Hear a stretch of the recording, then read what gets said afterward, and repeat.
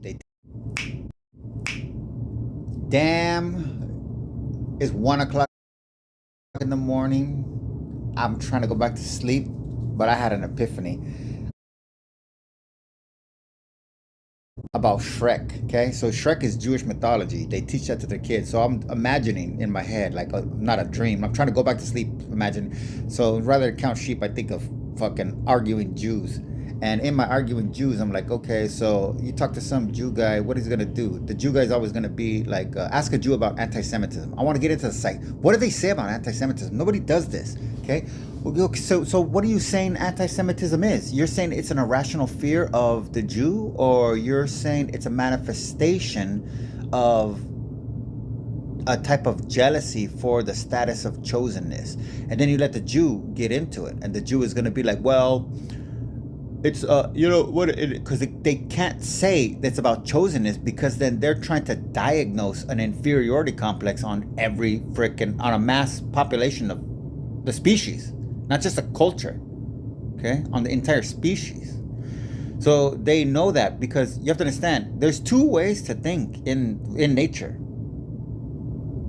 Okay, there's only two ways to think. Okay, if you're a predator or a motherfucking herds type animal, you still think because of various factors of life at that level. You think in before you think on how to eat, you think on how to live. That's the best way I could summarize it. Okay, the other way to think is a parasite, and a parasite only has a strategy, period. They don't have any other form of existence.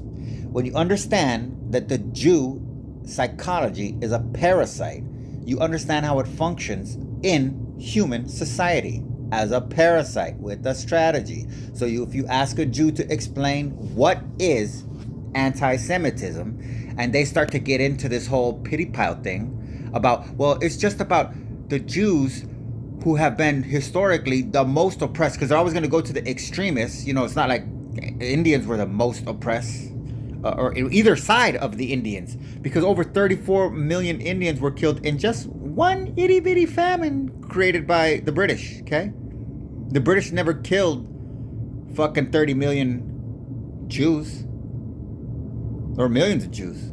Okay, and then on the flip side, you come over here to the North America, and actually that's the way the white society does it, is they divide it into North and South America. So, and then Canada and all this kind of shit, so they can say, oh, well, in America it was like 16 million died, and then in Canada they say, oh, we've got our couple million over there. And then in Mexico they don't even fucking talk about that shit, because the population of the indigenous culture in the fertile Mesoamerica, which is the most fertile region in the entire fucking world, the only place on the planet where you can grow food 24/7 effectively all year round.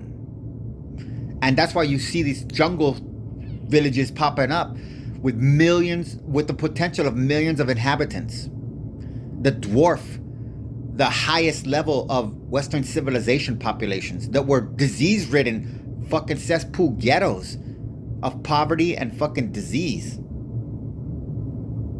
that they brought over here to the Garden of Eden of Mesoamerica. And so what you don't get is the way that they divide all that shit up. Central, South America, that's all one Indian nation. It doesn't matter whether you're trying to think of it in white terms and divide and conquer. Were they all getting along? No, it's one Indian motherfucking nation. And identity.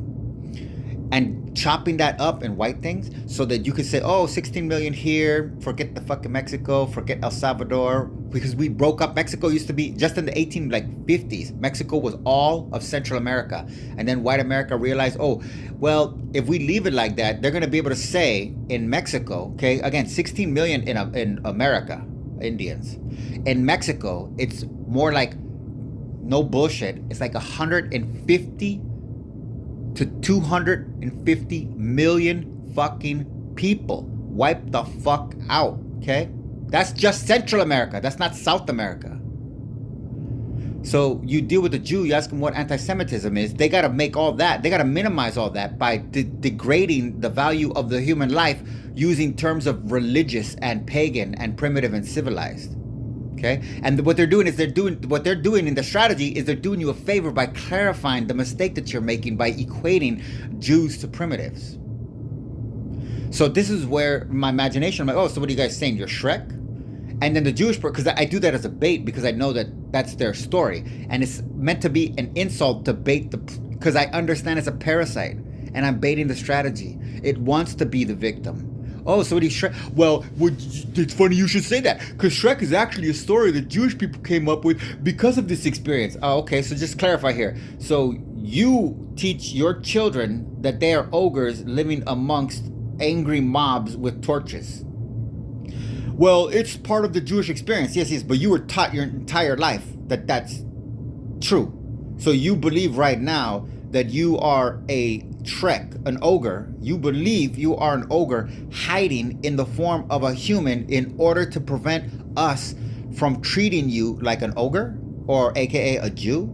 And that if you were to show us your true Jew identity, you really genuinely have been convinced through this propaganda that you are teaching your children too, that we want to hurt you because so what are you doing? So in Jewishness, the whole thing is Jewish people,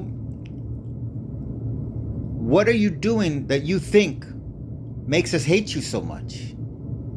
That you know that you're not telling us. Because you know something that if we find out as a human, you understand a human as a parasite, the defense mechanism is going to go up. And a parasite's last line of defense is the strategy for the frickin' uncovering.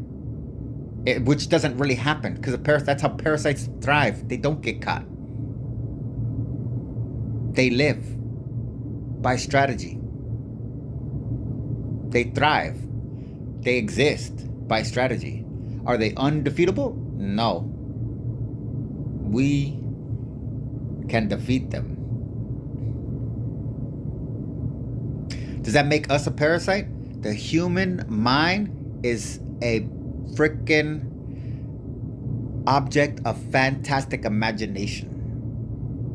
And imagination, this is where religion weakens you. This is why Jews created the religion to weaken every mind using Jesus and Allah, both Jews and Yahweh, all three Jews, okay? Because imagination fuels activity, human activity, both social and biological.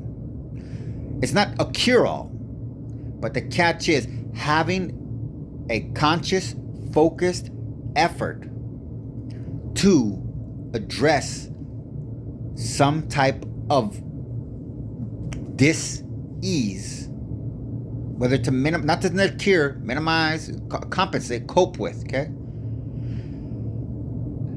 Helps rather than just trying to ignore it, which tends to make it fester. So a very important thing here, I want to be quick. Jews live by strategy. Jews teach their kids Shrek, and if you get into it and you want to corner a Jew and we ask them, clarify what's anti-Semitism, and then get into the root of how they identify with Shrek, and then get into the root of how they were taught to think like that, and get into the root of why do you think like that?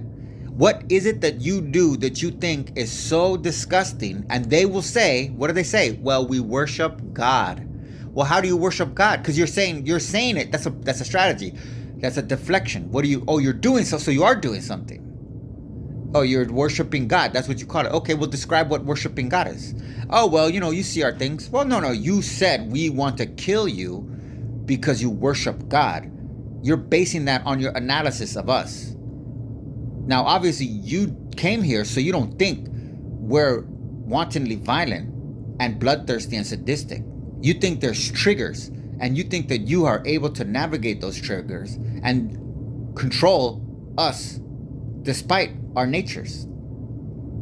And that sense of superiority gave you the courage to come here and to try to teach us what makes us susceptible to anti-Semitism.